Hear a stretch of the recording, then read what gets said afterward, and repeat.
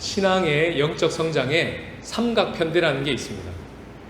집에서 아기가 자라나는 것을 생각해 보면 금방 이해가 가는데요. 세 가지의 꼭 필요한 요소가 있다는 것이죠. 아기가 집에 태어나면 제일 먼저 그 아이에게 줄 양식이 필요합니다. 지난주에 우리가 살펴보았던 순전하고 신령한 젖이라고 하는 그 말씀이 양식이죠. 우리에게 주신 새로운 양식, 곧 복음이고 말씀이었습니다. 근데 그것만 있으면 되는 게 아니고요. 아기는 그걸 누군가가 먹여줘야 됩니다. 혼자 못 먹어요. 그래서 반드시 누군가가 그것을 옆에 붙어서, 특히 나이가 어릴수록 전담하여, 그것도 1대1로 딱 붙어서 육아휴직을 내서라도 딱 붙어가지고 그에게 양식을 제공해주는 시간이 필요한 것이죠. 그 역할을 누가 할 수 있겠습니까? 영적으로 적용한다면 지난주에 말씀드린 대로 자립된 영적인 청년, 그리고 부모들이 그 역할을 하는 것이죠. 오늘 본문에 나오는 거룩한 제사장이라는 단어에 그 의미가 담겨 있습니다. 양식과 1대1로 맡아줄 자가 있으면 끝이 아니라 또 하나가 중요한데, 그것이 바로 가족입니다. 가족이 있어요. 힘든 시기를 함께 걸어가지고 사랑을 어떻게 한다는 것인지를 가족 안에서 보여주면서 알려주는 가족 공동체가 필요합니다. 그런 공동체가 세워지면 듣고만 배우지 않고 보고만 배우기 때문에 그 공동체 속에서 아이는 그냥 자연스럽게 건강하게 자라는 것이죠. 오늘 본문에 나오는 신령한 집, 즉 공동체라고 하는 이 단어가 바로 오늘의 주제입니다. 여러분은 지금까지 걸어오면서 하나님이 제공하시는 이 신앙의 삼각편대를 다 경험하셨습니까? 한번 돌아보셔요. 난 이건 경험한 것 같은데 이건 내가 경험을 안 해본 것 같기도 하고, 이런 게 있으십니까? 그렇다면 우리 주님은 분명히 우리들에게 그 은혜를 반드시 주실 것입니다. 왜냐하면 우리가 그냥 하나님의 자녀가 된 자들이 아니기 때문에 그렇습니다. 주님의 피값 주고 사신 자녀이기 때문에 우리에게 꼭 필요한 것들을 반드시 주시는 하나님이세요. 우리가 거부하지만 않으면 됩니다. 튀르키예 공동체는 이 세 가지를 다 누리고 있었던 공동체예요. 그들에게 주어졌던 양식이, 그 복음이 어떤 복음인지를 우리는 1장과 2장을 달려오면서 함께 묵상했습니다. 죄사함을 받고 죽어서 천국 가는, 틀린 말은 아니지만 그게 복음의 전부가 아니라는 것은 우리는 이미 감을 잡았어요. 그 정도의 복음으로 그들이 공동체를 이루고 살아갔던 것이 아니라는 것을, 베드로가 그 정도의 복음 가지고 지금 이렇게 열을 내면서 편지를 쓰고 있는 게 아니라는 것을 베드로전서를 읽으면 감이 오는 것이죠. 우리에게 전해진 그 복음은 왕의 복음이었습니다. 주인을 바꾸는 복음이었어요. 그리고 우리에게 전해진 이 복음은 죄를 사함받는 거 맞죠? 그러나 사함받는 정도가 아니라 죄를 이기는 복음이었어요. 죄를 이길 수 있구나. 그런 복음을 우리 가운데 주셨다는 것입니다. 세상을 끌어안고 나와 우리의 몫을 감당하는 그런 복음.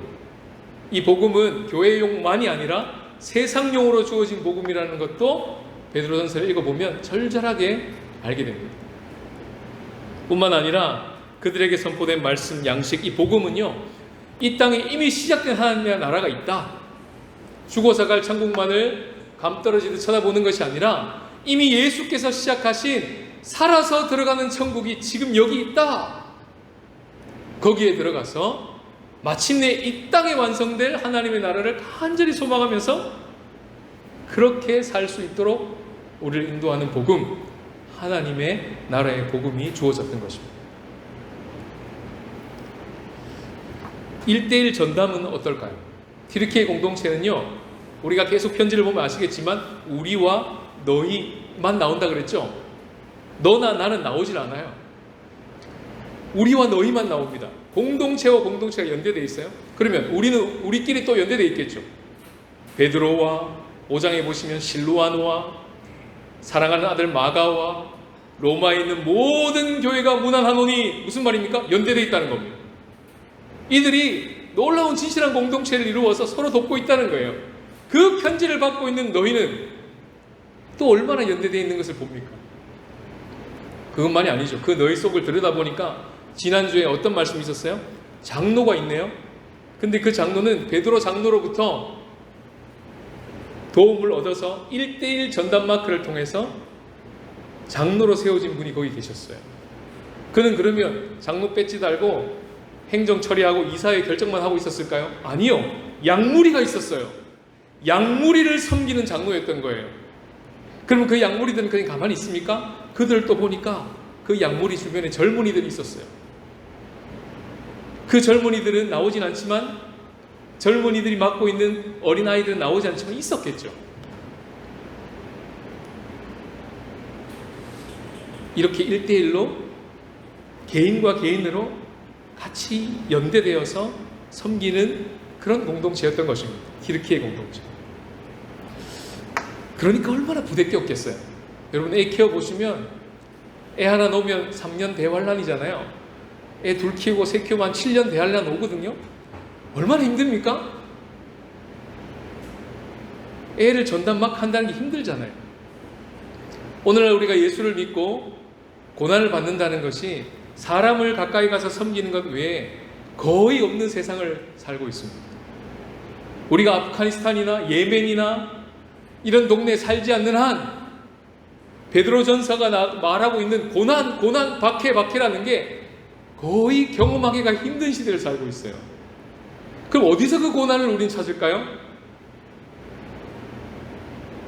사람 가까이 가서 그 사람을 돕겠다고 다가서기 시작하면 그때부터 고난이 시작돼요.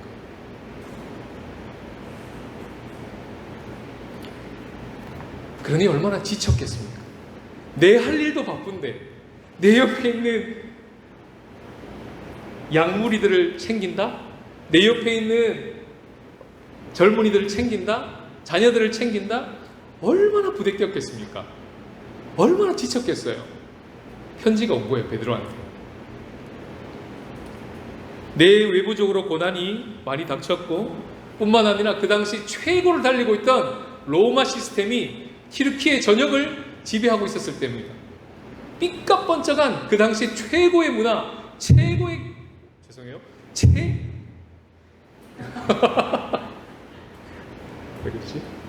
최고의 그런 문화들이 그들 눈에 정말 막 휘황찬란하게 보였던 시대예요. 그런 시대에 돈과 권력으로 로마의 아름다운 문명이 막 꽃을 피고 있는 그때에 1:1로 전담 막 하면서 말씀 읽자, 기도하자, 우리 함께 하나님 나라를 알아가자 이러고 있는 이 모습이 처음에는 막 감동해서 했는데 자꾸 막 해보니까 만만치 않거든요. 로마 시스템은 너무 화려한데 우리를 통해서 세워지시려고 하시는 하나님의 나라는 요거밖에 안 되는 것 같거든요. 얼마나 지치겠습니까? 그런 지금 소외감을 느낄 수 있고 위축될 수 있는 공동체에 베드로가 위로하고 격려하기 위해서 편지를 지금 보내고 있는 거예요. 동일하게 우리 신중한국교회 주시는 공동체의 말씀으로 봤습니다. 오늘 이 본문을 통해서 우리에게 주시는 하나의 음성 듣기를 원하는데요. 첫 번째 음성은 말씀은 이것입니다. 다 같이 한번 읽어보시겠습니다. 시작. 예수님은 지금도 우리를 신령한 집으로 세우시는 분임을 믿으라. 본문 4절 5절을 제가 읽어드릴게요. 사람에게는 버림바가 되었으나 하나님께는 택하심을 입은 보배로운 산돌이신 예수께 나아가 너희도 산돌같이 신령한 집으로 세워지고. 오늘 본문의 메타포는 건축입니다. 돌이라는 단어가 6번 나오고요, 바위가 1번 나오고요, 집도 1번 나와요. 건축이라는 단어가 실제로 나옵니다. 7절에 보시면 건축자들하고 건축이라는 단어가 나오죠. 똑같은 헬라어 단어가 오늘 5절에 세워지고 라는 단어하고 똑같이 쓰였어요. 베드로의 권면을 통해서 우리가 발견하는 것 한 가지는 뭐냐면, 세상에는 두 부류의 건축자가 있거든요. 하나는 뭡니까? 세상 건축자들. 7절에 나오는 그 건축자들. 그들은 주로 정치 지도자거나 경제 지도자거나 기업의 CEO거나 종교 지도자인 경우가 많았어요. 그들이 세상을 쥐락펴락하는 것처럼 보이는 그런 사람들입니다.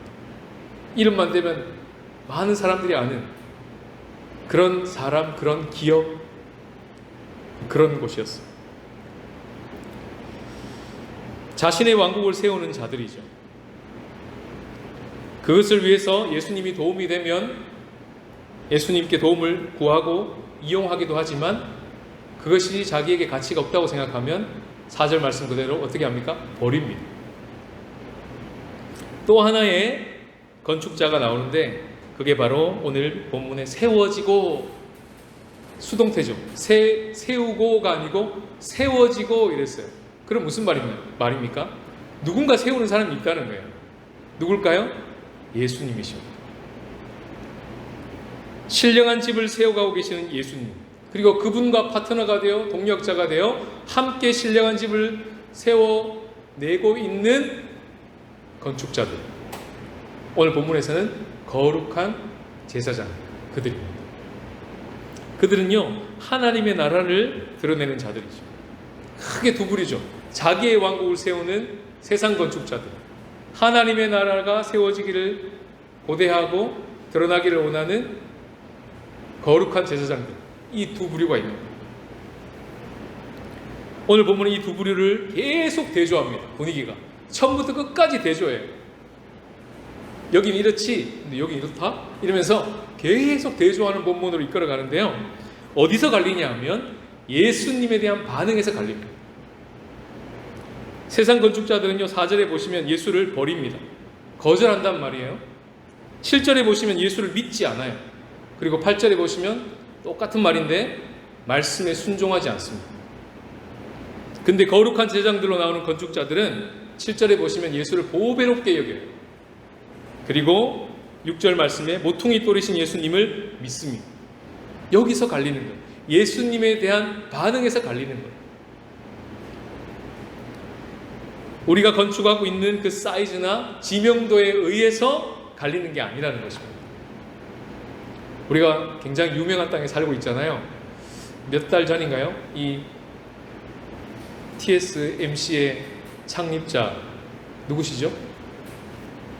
모리스 창, 타이난 출신의 지금 전 세계 주식의 최고 정점을 찍고 있는 엔비디아 CEO 젠슨 황, 두 분이 타이페이 야시장에서 만났어요. 그걸 취재진들이 모여서 취재하고 한국에 계속 방영했습니다. 보신 분 있으시죠? 그들이 세상 건축가들이에요. 무시할 수는 없죠. 굉장히 세상을 움직이는 어마어마한 사람들입니다. 근데요, 생각을 해봤어요.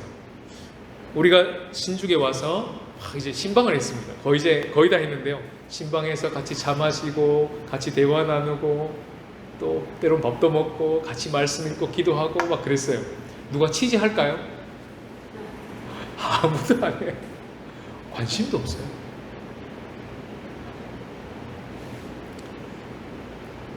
지금 오늘 본문이 그 대조를 딱 일부러 가지고 오는 거예요. 너무 초라해 보이지 않았어요? 그냥 봤어요. 아무도 우리에게 주목하지 않는 이 일이 과연 정말 하나님께서 이루실까? 세상은 지금 어마어마하게 돌아가고 있는데 하나님이 그걸 주목하시지 않을까? 그러나 오늘 본문은 카메라의 앵글을 어디다 갖다 대냐면 조용하게 모여서 335 모여가지고 함께 말씀을 읽고 기도하고 서로 알아가고 하나님을 알아가겠다고 교제하고 있는 거기에 앵글을 대고 있다는 것입니다. 하나님이 거기에 주목하고 계신다는 거예요. 이 편지를 받는 본도, 갈라디아, 갑바도기아, 아시아, 비두니아, 어디에 붙는지 모르는 나라, 도시들이에요.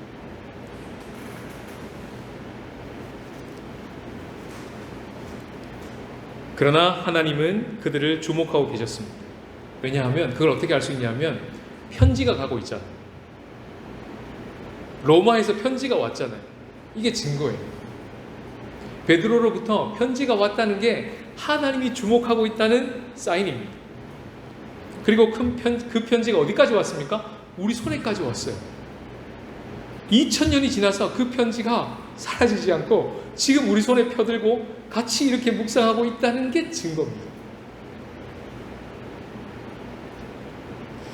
누가라는 의사도요, 책을 썼는데 누가복음과 사도행전을 썼어요. 누가행전이라고 그러는데 처음부터 끝까지를 쫙 어떻게 쓸지를 구상을 했겠죠. 그리고는 처음에 멋지게 예수님의 행적을 기록하고 이어서 예수님은 하늘에 승천하시고 제자들의 이야기를 쫙 써내려가죠. 사도행전 앞에 보시면 한번 베드로가 설교하면 3,000명이 돌아와요. 5,000명이 회심합니다. 엄청난 부흥 집회가 일어났죠. 그렇게 시작된 사도행전의 끝이 어떻게 날까? 궁금하지 않으세요? 사도행전 끝이 어떻게 날까요? 사도행전 끝은요, 이렇게 나옵니다. 한번 읽어보시겠습니다. 시작. 바울이 온 이태를 자기 셋집에 머물면서 자기에게 오는 사람을 다 영접하고 하나님의 나라를 전파하며 주 예수 그리스도에 관한 모든 것을 담대하게 거침없이 가르치더라. 조그마한 렌트하우스에 가택연금이 되어가지고 2년여 동안 그에게 자유롭게 올 수 있는 사람들이 3, 4, 5 모여서 예수님이 누군지를 알아가고 하나님의 나라에 대해서 같이 막 알아가고 있는 그 방 안을 앵글로 딱 주목하면서 이야기가 끝이 나요. 무슨 말일까요? 그걸 주목하고 있다는 거예요. 누가요? 하나님. 저게 로마를 바꿀 거야. 이렇게 말씀하고 계시는 거예요. 실제로 그 일이 벌어졌습니다. 주님의 시선이요, 그와 같은 공동체에 지금 주목하고 있다는 메시지. 예수님이 어떤 분이십니까? 지금도 신령한 집을 세워가고 계시는 건축자라고 우리에게 말씀해 주세요. 오늘 본문의 4절 5절에 동사가 3개 나오는데요, 이 원어의 시제를 좀 더 실감나게 현재의 시제로 번역해서 제가 다시 읽어드릴게요. 보셔요. 사람에게는 지금도 계속 거절되고 있지만 하나님께서는 택하심을 입은 보배로운 산돌이신 예수께 지속적으로 나아가서 여러분도 산돌같이 신령한 집으로 계속 세우십시오, 이런 뜻입니다. 사람 마음이라는 건 누군가에게 한번 거절당하면 반복되면 그만하고 싶잖아요. 기분 나빠서라도. 예수님이 지금까지도 거절당하고 계신다고 본문이 얘기합니다. 그런데 예수님은 포기하지 않으세요. 예수님은 지금도 끊임없이 거절당하고 계시지만 그 상황 속에서 신령한 집을 계속해서 짓고 계신다, 우리에게 이 말씀을 전해주시는 것입니다.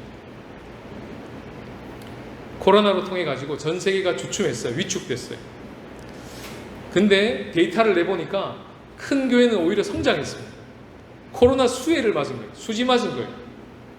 코로나로 인해 가지고 큰 교회 사람들이 몰려들기 시작했습니다. 더 커졌어요. 숫자를 카운트해 보니까. 그럼 어디가 힘들었을까요? 작은 교회들이 힘들었어요. 장로 교단만 무려 300개 넘는 교회가 문을 닫았습니다. 그러면 예수님도 문 닫았을까요?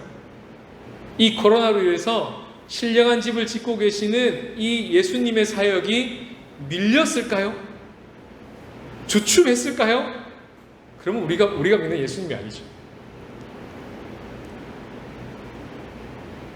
오늘 말씀을 통해서 예수님은 단 한 번도 그것을 포기한 적이 없고 지금도 밀리지 않고 하나님은 지금도 지속적으로 신령한 집을 계속해서 짓고 있다고 말씀하시는 거예요.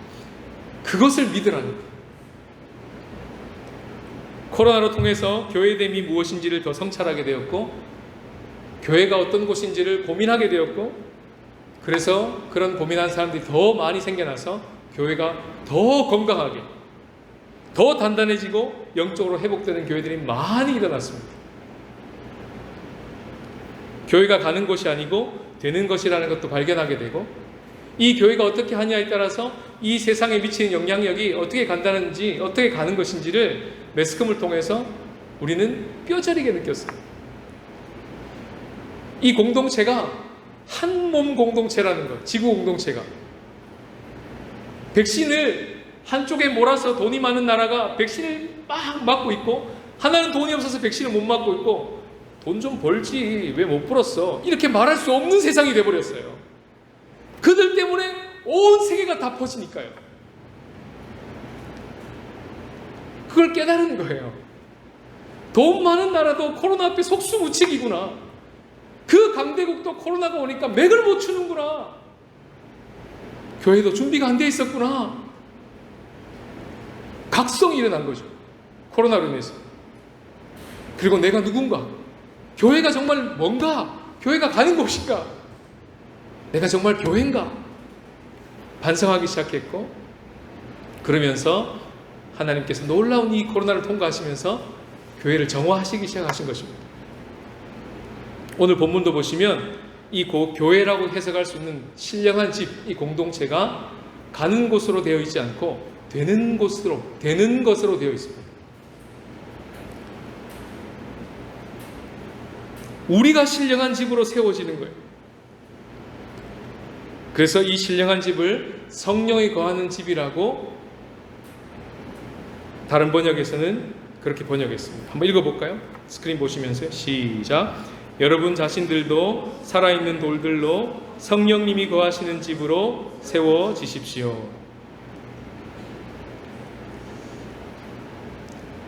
옆 사람 보시면서 한마디 합시다. 성령이 거하시는 집이십니다. 이렇게 얘기해 주세요. 시작. 성령이 거하시는 집이십니다.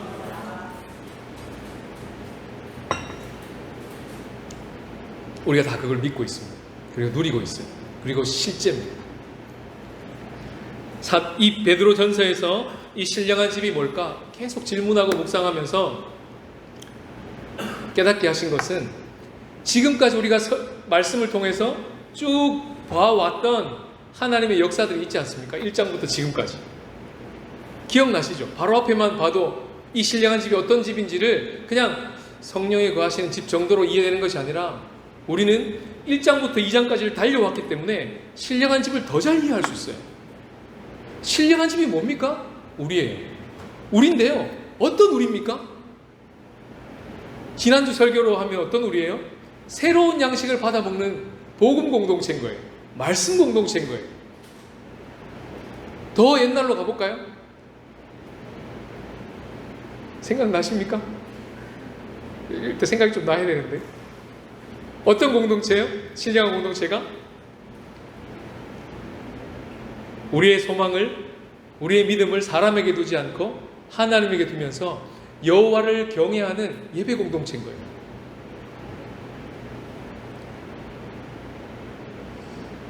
이 신령한 집은요, 예수님을 기다리고 예수님을 닮아가는 그런 공동체였어요. 이 신령한 집은 서로가 진실하게 사랑하게 됐다는 것을 깨닫게 되고, 더욱 뜨겁게 지속적으로 끝까지 사랑하는 사랑의 공동체라고 말씀하셨어요.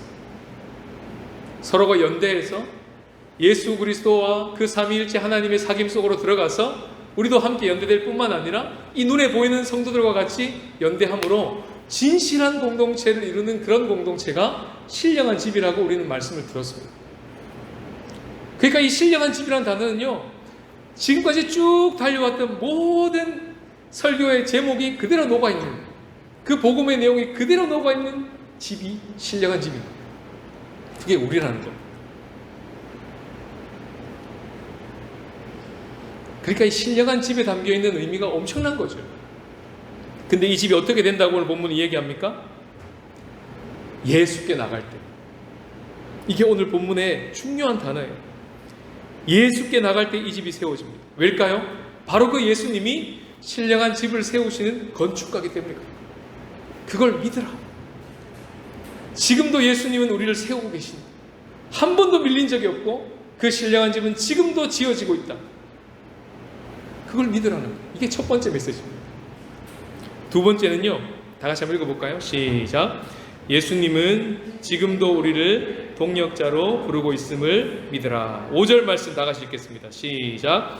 너희도 산돌같이 신령한 집으로 세워지고 예수 그리스도로 말미암아 하나님이 기쁘게 받으실 신령한 제사를 드릴 거룩한 제사장이 될지니라. 예수님이 누구로 계시됩니까? 산돌, 리빙스톤이. 그러니까 우리도 누가 된다고요? 산돌이 됩니다. 참 신기하죠? 예수님이 어떤 분이시냐면요, 먼저 이 땅에 오셔서 신령한 집으로 세워지신 분이세요. 그래서 우리를 신령한 집으로 세워내시는 분이십니다. 아시죠? 예수님이 왜 돌아가셨는지. 너네들이 46년 동안 지은 눈에 보이는 이 삐까뻔쩍한 성전 내가 3일 만에 헐 거거든. 그리고 너희들의 손으로 짓지 않은 성전을 내가 지을 거거든. 그 말 때문에 돌아가신 거예요. 신성 모독죄로 종교 지도자들이 벌떼같이 일어나서 이 신성한 성전을 모독해 구약 성경이 지금부터 이때까지 이 성전이 어떻게 세워지고 어떤 노력과 어떤 헌금을 통해서 이게 세워진 건데 당신이 뭔데 지금 이 성전을 모독해? 이걸 무효화시키고 손으로 짓지 않은 성전을 3일 만에 짓겠다고 어디 한번 지어봐. 이렇게 된 거예요. 그게 신성 모독죄에 걸려가지고 십자가에 돌아갔습니다. 근데 주님은 진짜 지으셨습니다. 그 성전이 뭐예요? 예수 그리스도. 요한복음 2장. 그것이 예수님을 가리키신 줄 제자들이 나중에 성령을 받고 깨달았더라. 예수님이 이 땅에 오셔서 신령한 집으로 본인이 지어주신 거예요. 눈에 보이는 저 성전의 문을 닫으시고요. 그리고 어떻게 해요? 우리를 성전으로 부르신 겁니다. 고린도전서 3장 16절. 너희가 하나님의 성전이니 하나님의 성령이 너희 안에 거하시는 줄을 너희가 알지 못하느냐? 본인이 직접 산돌이 되시고 직접 신령한 집이 되시고 그것을 똑같이 우리들에게 이루어지도록 하신 거예요. 그분은 이 땅에 거룩한 제사장으로 오셨습니다. 그리고 우리도 똑같이 거룩한 제사장이 될지라고 오늘 본문은 이야기를 해요. 히브리서에 보면 이 의미가 잘 드러나는데 히브리서 3장 1절 이하에 보시면 이런 말씀이 나옵니다. 함께 하늘의 부르심을 받은 거룩한 형제들아, 이렇게 되어 있어요. 요 함께 앞에 뭐가 생략되어 있냐면 예수 그리스도가 생략되어 있어요. 문맥상. 그럼 뭐죠? 누구와 같은 부르심을 받은 거예요? 예수 그리스도와 같은 부르심을 받은 거예요. 그분은 어떤 부르심을 받았는데요? 사도요. 그분은 어떤 부르심을 받았는데요? 대제사장이에요. 그래서 우리도 똑같이 사도요 제사장으로 부름을 받는다는 거예요. 엄청난 이야기입니다. 그분은 자기를 세우신 이게 신실하셨어요. 하나님의 온 집에, 이스라엘이라고 하는 그 백성의 하나님의 온 집에 신실했던 모세보다 더 신실하신 분이 나타나셨는데 그분이 아들로 오신 예수 그리스도셨고, 그분은 이스라엘이라고 하는 집만 지으시는 분이 아니라 히브리서 읽어보면 온 세상 만물이 그분의 집이신 거예요. 그 집을 맡은 이로 그리스도가 오셨고 그 집을 신실하게 지어내셔서 마침내 우리도 그의 집이라고 부르신다는 거예요.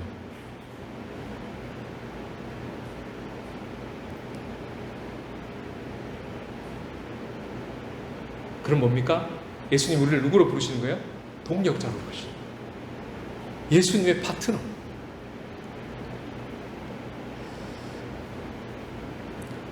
어떻게 동력하는지 오늘 본문에 나와 있습니다. 5절 말씀인데요. 하나님이 기쁘게 받으실 신령한 제사를 드림으로 동력합니다. 이걸 해석하는 게 중요해요. 그냥 보면 예배드리라는 얘기구나 이렇게 들리죠. 그러나 질문을 던져봐야 됩니다. 여기서 드리는 신령한 제사가 뭘까? 하나님이 기쁘시게 받으실 신령한 제사를 드린다는 것이 뭘까? 그걸로 동역한다는 것인데 그게 뭘까? 질문을 던져야 돼요. 뭘 것 같습니까? 그것은 바로 신령한 집으로 지어져 가면서 구원받아가고 있고 변화되고 있는 우리 자신을 하나님께 산제물로 드리고 있는 예배입니다. 이해되시죠? 다시요. 여기서 말하는 신령한 제사는 그냥 찬양하고 헌금하고 이렇게 말씀 듣고 맞죠? 형식은 맞는데요. 그 속의 내용은 어떤 제사냐면 하나님이 우리를 신령한 집으로 지어가고 있는 그 구원의 이야기를 들고 그 변화된 소중한 이야기를 들고 나 자신이 산제물로 하나님 앞에 드려지는 제사요. 그 제사가 드려질 때 어떻게 된다고요? 예수님과 동력하게 된다고요. 어떻게? 거룩한 제사장.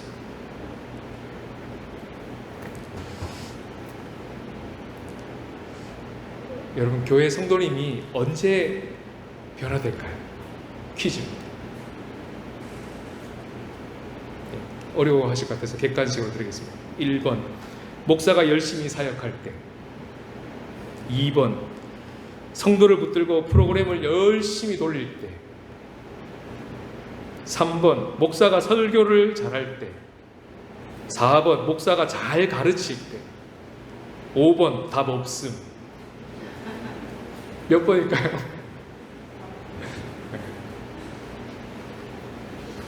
5번입니다. 여긴 답이 없어요. 지금 객관식에는 답이 없던 거예요. 답은 있죠. 성도가 언제 변할까요? 목사가 변할 때.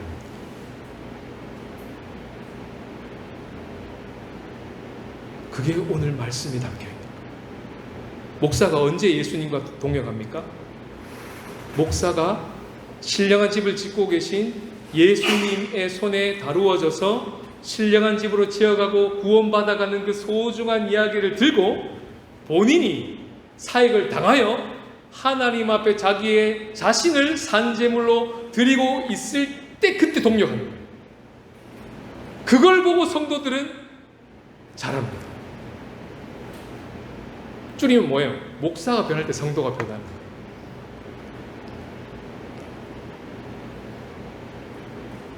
그러니까 뭐예요?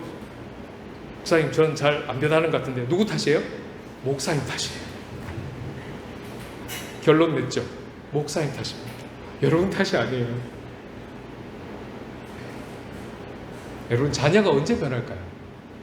막 잘 가르칠 때, 막 붙잡고 막 예배 끝까지 막 고소하고 드릴 때, 막 이렇게 바른 말을 막 계속 해줄 때, 엄청 돈으로 투자해가지고 막 해달라는 거 다 해줄 때 변할까요? 변해. 언제 변할까요? 답 아시겠죠 이제? 네, 그겁니다. 부모가 변할 때. 이게 신령한 제사예요. 로마서 12장 1절을 다 같이 읽으려고 하니까 준비가 안 됐습니다. 돼 있네. 돼 있네요. 다 같이 읽겠습니다. 시작. 그러므로 형제들아 제가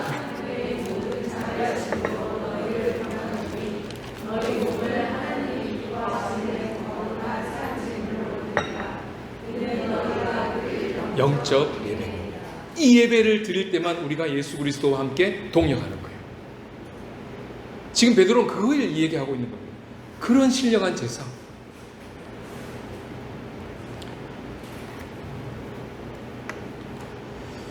설교도 중요합니다. 교회의 여러 가지 양육 프로그램 중요합니다. 함께 연대하여 교제하고 말씀과 기도에 나가는 것 중요합니다. 그런 활동이 반드시 있어야 되고 중요해요. 그런데요, 그 활동이 그 사람을 변화시키는 것이 아니라는 겁니다.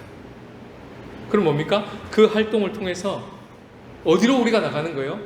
사역하고 계시는 예수 그리스도께로 나가는 거예요. 누가 사역하고 있는데? 예수님이. 예수님이 우리를 신령한 집으로 쉬지 않고 지금 짓고 계시거든요. 그 안으로 들어갈 때만 거기서 놀라운 구원과 변화가 일어난다는 거죠. 그래서 우리는 이와 같이 예배 때 나와서 예배까지만 나오는 게 아니라 이 예배를 통해서 어디로 나갑니까? 그리스도에게로 나가는 거예요. 우리는 말씀을 매일마다 기록된 말씀 앞에 나가서 카톡에 올리고 나눔하고 이렇게 정리하고 이러려고만 하는 게 아니라, 이것도 중요하지만 실제로 그렇게 하는 이유가 뭡니까? 예수 그리스도께 나가려고 하는 거죠. 그것이 오늘 본문의 5절에 또 반복되고 있는 예수 그리스도로 말미암아, 이 단어예요. 이걸 놓치면 안 됩니다. 예수 그리스도로 말미암아 거룩한 제사장이 되는 거예요. 예수 그리스도로 말미암아 신령한 제사가 드려질 수 있는 거예요.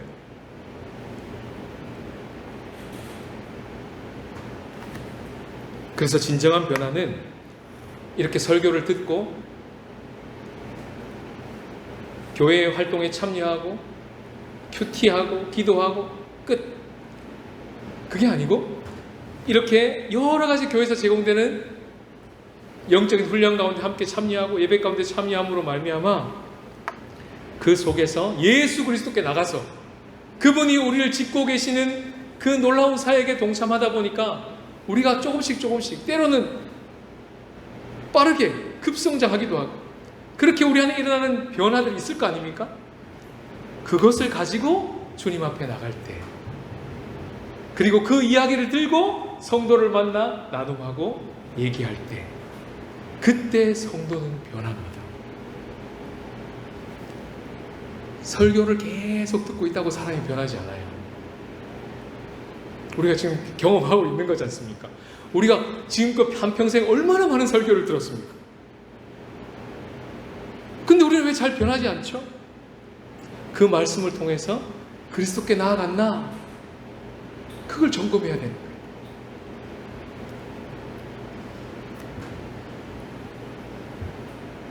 주부에 매주마다 실리고 있는 삶으로 말씀 읽기라는 게 있습니다.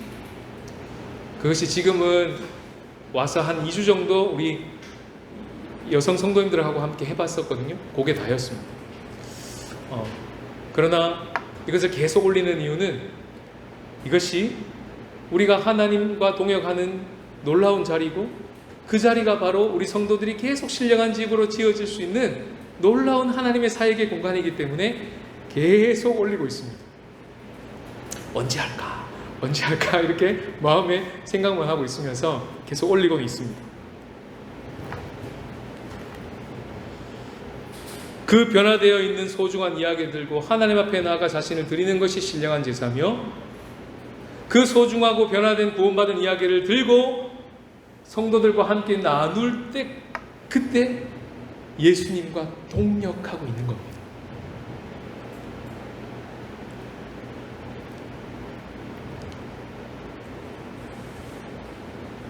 이걸 만약에 신령한 제사를 설교 또는 가르침 이렇게 이꼴 지어서 이해를 해버리신다면 그 예수님과 동역하여 거룩한 제사장으로서는 몫은 누구의 몫이 될까요? 오로지 목사님 몫이 됩니다. 그렇지 않을까요? 여러분 갑자기 예수님과 동역하세요 그럴 때 나보고 설교하라나 보다 나보고 누구를 가르치나 보다 그러면 아멘 하고 나오시겠어요? 얼마나 부담돼요. 그게 동역이 아니라는 거예요. 뭐죠? 주님이 사역하시는 그 사역 속에 들어가서 나를 변화시켜 가시는 그 아름다운 이야기들을 가지고 나눔할 때 그게 동역하는 거예요. 그럼 뭐예요? 사람은 어디서 변합니까? 나눔할 때 변합니다. 나누는 자가 변하고요. 그 나눔을 듣고 있는 자가 변하는 거예요. 그러면 그 거룩한 제사장이라는 역할의 몫은 목사님의 몫만 될까요? 아니요. 목사님을 포함한 모든 성도, 아니 우리 꼬맹이 아이들도 할 수 있는 사역이 되는 것입니다. 누구나 예수님의 사역에 동참할 수 있어요.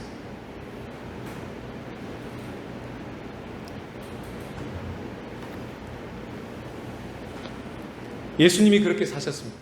예수님은요, 우리에게 최고의 이끌이셨음에도 불구하고 이 땅에 오셔서 어떤 삶을 사셨냐면 따르미의 삶을 사셨어요. 참 신기하죠? 그분은 철저하게 하늘 아버지의 따르미로 사셨어요. 구원자로 오신 예수님이 구원 받으셔야 했어요. 이 말이 너무 낯설죠? 히브리서 5장 7절입니다. 그분은 자신의 삶을 통해서 십자가와 부활을 통해서 자기를 구원하실 이에게 통곡과 눈물로 기도하셨어야 했던 분이죠. 버튼 하나 눌러서 그냥 나는 구원자니까 십자가 달리는 줄 알고 그냥 그런 줄 알고 와가지고 나 부활할 것도 다 알고 그냥 세리머니를 하신 분이 아니라는 거예요.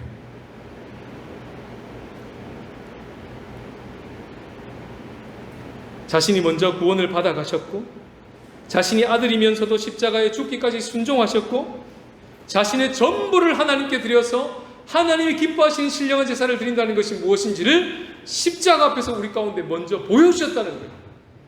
이게 하나님의 사역이다. 이렇게 드리는 게 신령한 제사다. 말로만 하시지 않고 직접 그분은 그대로 시행하시고 보여주시고, 아, 저게 신령한 제사군요. 저게 하나님이 주목하시는 제사군요. 그 하나님이, 그 예수님이 이 땅에 오셔서 보여주신 이 따르미의 삶을 우리도 살 수 있도록 친히 우리의 이끌미가 되어주셔서 우리 가운데 우리를 그렇게 살 수 있도록 도와주시는 분으로 오셨다는 거예요.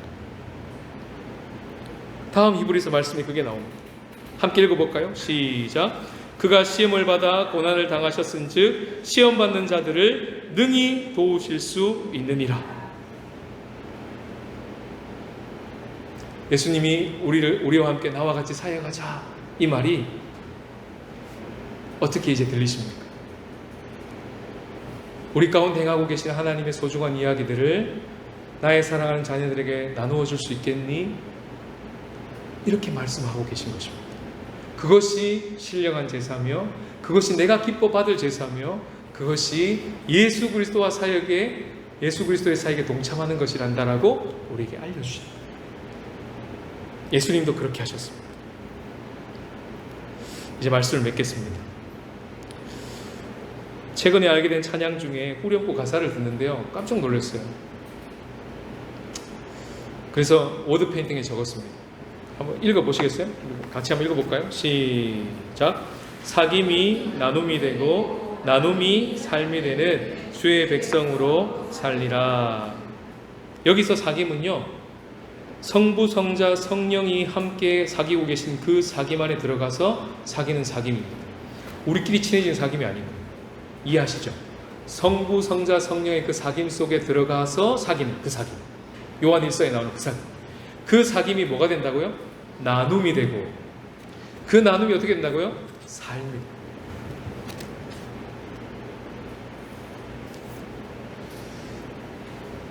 응답의 찬양으로 부를 예수 그 이름이라고 하는 이 찬양은 우리가 잘 아는 송명희 시인이 불러 작사한 찬양입니다. 뇌성마비로 어렸을 때부터 몸이 불편한 그분은 하나님의 은혜를 받아서 많은 시와 글과 노래를 만들었죠.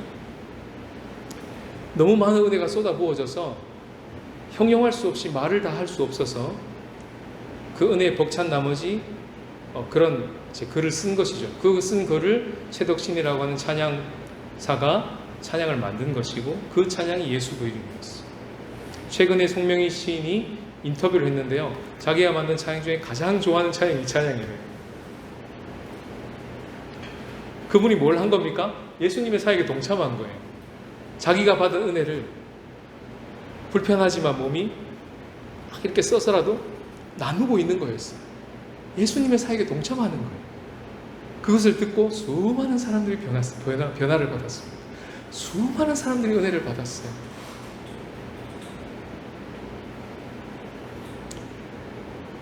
그 자리로 나오라고 주님 오늘 우리를 초대하십니다.